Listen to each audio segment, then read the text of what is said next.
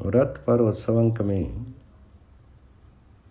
गोप अष्टमी महोत्सव, कार्तिक मास की शुक्ल पक्ष की अष्टमी।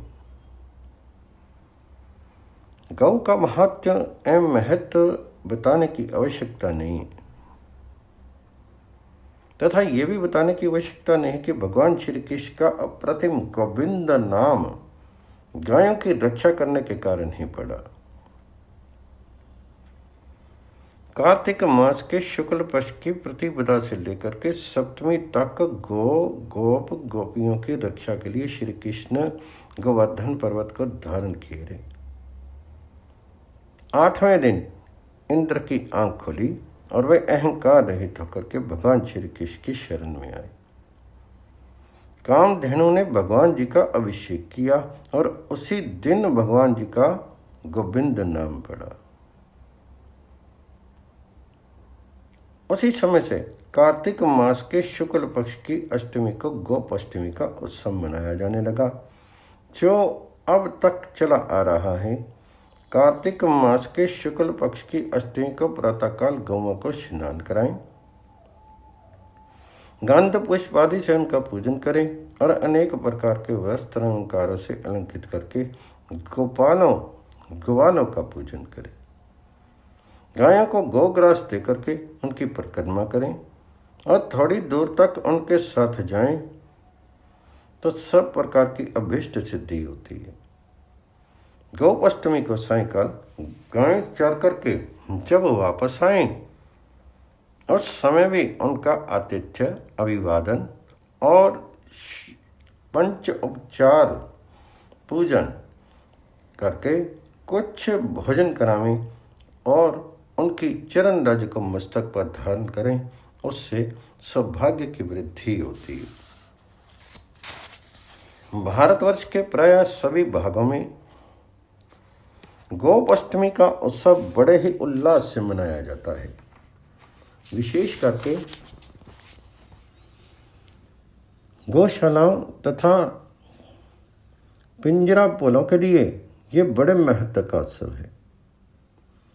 गौशालाओं में तो गोप अष्टमी के दिन एक मेला जैसे ही लग जाता है। खाने पीने की दुकानें लग आ जाती हैं, बड़ी भीड़ होती है। उसमें घूमने के अतिरिक्त लोग गौओं के दर्शन करते हैं, उनको कुछ खिलाते हैं और गौशाला की संस्था को कुछ दान करते हैं। ये तो होना ही चाहिए, किंतु इतना ही काफी नहीं है, कुछ और भी करना होगा। जिन गोपों की ये अष्टमी मनाई जाती है तथा जो गोपालन करते हैं, उनके उत्साहवर्धन के लिए उन्हें पारितोषिक भी देना चाहिए। गोप अष्टमी केवल किसी एक गांव का या गौशालाओं का ही उत्सव नहीं होना चाहिए, वरना गांव-गांव और घर-घर में ये उत्सव बड़े समारोह से मनाया जाना चाहिए। आवश्यकता इस बात की है कि ये उत्सव अखिल भारतवर्षीय गो दिवस का रूप धारण कर ले। गोप अष्टमी के दिन क्या क्या करना चाहिए? गोप अष्टमी मनाने का सुंदर ढंग और उस दिन किए जाने वाले कार्य इस प्रकार से हैं। पहला है गायों को नहला धुला करके स्वच्छ करना और उन्हें भांति भांति से सजाना। दूसरा है गायों के रहने के स्थान की भली भांति सफाई करना। तीसरा है गाय और ग्वालों की विधिवत पूजा करना और स्वादिष्ट भोजन से उन्हें संतुष्ट करना। चौथा है उस दिन अपने व्यवसाय व्यापार को बंद रख करके गौशाला और पिंजरा पालों में जा करके वहाँ के उत्सवों और कार्यक्रमों में भाग लेते हुए गोपालन के संबंध में विचार विमर्श करना। पांचवा है गौशाला और पिंजरा पोलों में यथासाध्य दान देना। छठा है गांव-गांव और नगर-नगर में सभाएं हों जिनमें गौ संबंधी इन बातों का विचार हो।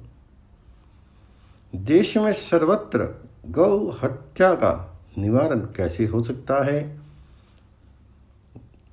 दूसरा, गायों की वर्तमान स्थिति में उसकी नस्ल में और दुग्ध उत्पादन में किन साधनों में सुधार हो सकता है। तीसरा, गौमें और गौमूत्र का खाद के विषय में अधिक से अधिक उपयोग कैसे किया जा सकता है।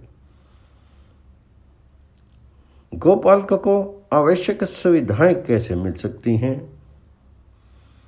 सातवां है, उस दिन लोगों को ठीक ठीक समझा करके और उनके भावों को जागृत करके ये प्रतिज्ञा करानी चाहिए।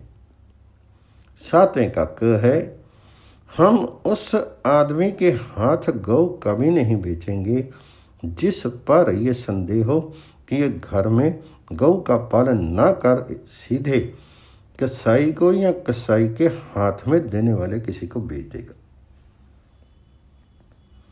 सातवां ख है, हम उन चमड़े, चर्बी तथा हड्डी आदि का अपने लिए व्यवहार और व्यापार कदापि नहीं करेंगे जिनके कारण गायों की हत्या होती है।